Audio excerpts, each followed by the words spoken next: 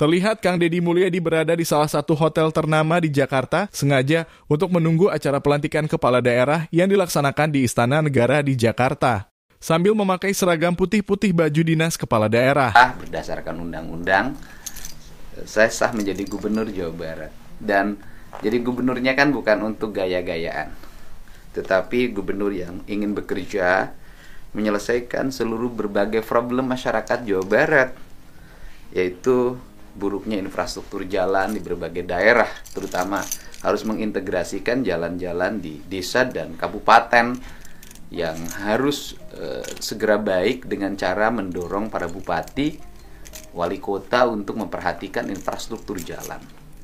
Yang keduanya adalah membangun sarana pendidikan sehingga tidak teriak-teriak lagi orang ribut ketika masuk SMA, masuk SMP. Sehingga harus dipastikan. Yang Kang Deddy Mulyadi menyampaikan perihal setelah pelantikan beliau akan menyelesaikan tugas-tugas selayaknya seorang gubernur untuk kepentingan warga Jawa Barat dengan semaksimal mungkin, ujar Deddy Mulyadi. Layanan kesehatan, daerah-daerah terjangkau harus disiapkan ambulan-ambulan yang memiliki kapasitas bukan hanya sekedar angkut, tapi di dalamnya bisa memberikan pelayanan ketika dalam keadaan darurat. Yang berikutnya lagi adalah dipastikan masyarakat mendapat jaminan layanan kesehatan yang baik. Orang-orang miskin nggak usah. Yang harus diutamakan, kita harus menata kembali aliran irigasi supaya petani bisa lebih maksimal dalam bercocok tanam. Selanjutnya kita harus memberikan insentif bagi warga yang berada di daerah lereng gunung atau di daerah-daerah pedalaman yang daerahnya sumber mata air karena sudah menjaga lingkungan dengan baik.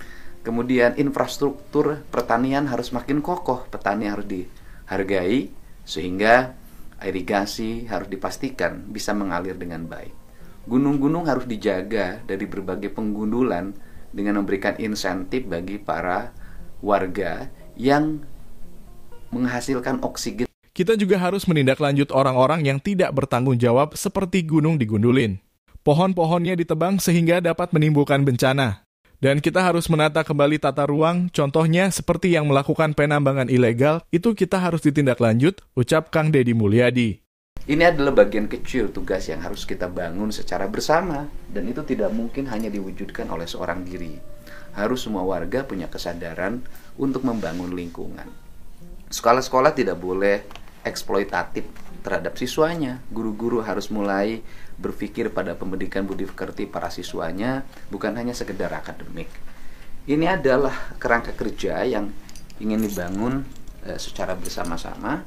Dan waktu itu ada peristiwa di mana salah satu sekolah di Depok kelihatan nyotot dan bahkan pergi anak-anaknya untuk piknik ke Bali dengan menggunakan bis, nanti nginep dari satu tempat. Dan kemudian Kang Deddy Mulyadi menghubungi Sekretaris Daerah Provinsi Jawa Barat mengenai peristiwa sekolah di daerah Depok yang sengaja bahkan ngotot untuk berlibur ke daerah Provinsi Bali. Kang Deddy Mulyadi ingin mengetahui lebih jelas keterangannya sehingga menghubungi Bapak Sekretaris Daerah.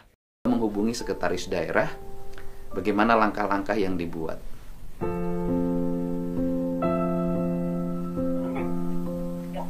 Ya, Pak Sekda, kan yang SMA Negeri 6 Depok itu merupakan salah satu yang akan menjadi sampel kita.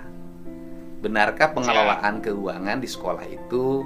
Kemudian apakah ada pungutan-pungutan yang tidak sesuai dengan ketentuan? Walaupun komite sekolahnya mengatakan bahwa orang tuanya sangat mampu, bayar 3,4 juta ke Bali juga nggak ada masalah.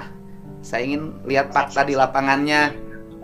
Pak Sekda sudah kirim ini nggak, auditor? Kemarin kami sudah kirimkan auditor untuk memotret secara umum, belum kedalaman, tapi sudah diidentifikasi pelanggaran-pelanggaran seperti yang malam dilaporkan, sudah dilaporkan oleh inspektorat, dan rencana setelah pemberhentian sementara auditor akan dikirimkan kembali untuk melakukan pemeriksaan dengan tujuan tertentu, Pak Gung. Oh, jadi yang pertama auditornya sudah ke sana. Nah, ketika auditornya sudah ke sana, auditor menemukan apa? Yang pertama pelanggaran terhadap surat edaran gubernur, tidak boleh keluar Jawa Barat. Oh, ada surat edarannya sebelumnya itu? Ada dari Pak Gubernur pada saat itu bulan Mei. Mei tahun 2024. Oh, Mei 2020. Ternyata himbauan dilarang untuk berlibur atau piknik ke daerah di luar Jawa Barat sudah ada edaran di bulan Mei 2024 tahun kemarin. Bahkan di bulan Februari baru-baru ini sudah dihimbau kembali oleh Kepala Dinas Pendidikan Jawa Barat untuk tidak berlibur ke daerah selain di daerah Jawa Barat. Ya, dan kami langsung membuat surat edaran Pak Gubernur ditandatangani tidak boleh keluar dari Jawa Barat. Pak PJ ya waktu itu ya. Pak PJ. Pak PJ Oh, sudah. jadi Pak PJ Kemudian membuat tanggal edaran, sebentar dulu. Pak Ya. PJ membuat edaran bahwa piknik itu tidak boleh keluar dari Jawa Barat. Ah, Betul nggak? ya, keluar Jawa Barat, optimalkan destinasi yang ada di Jawa Barat dalam rangka edukasi siswa. Kemudian tanggal Februari, ya,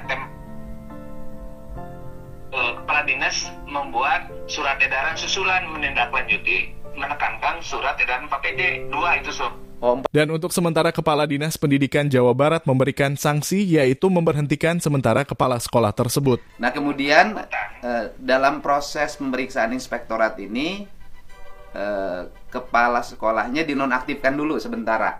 di nonaktifkan Oke. untuk memperlancar proses Pemeriksaan. nonaktifkan dari tugas apabila nanti pemeriksaan. Jadi dinonaktifkan dulu sementara agar pemeriksaan mudah. Ya. Ya, Oh iya Ya. iya. Dan ini juga pesan saya, nanti begitu saya besok lah di kantor kita buatkan juga surat tugas ke inspektorat, ya kan, untuk Ya. memeriksa sekolah-sekolah yang dalam sorotan, terutama yang Ya. walaupun itu bukan kewenangan kita ya, terutama pengelolaan PIP Pak, karena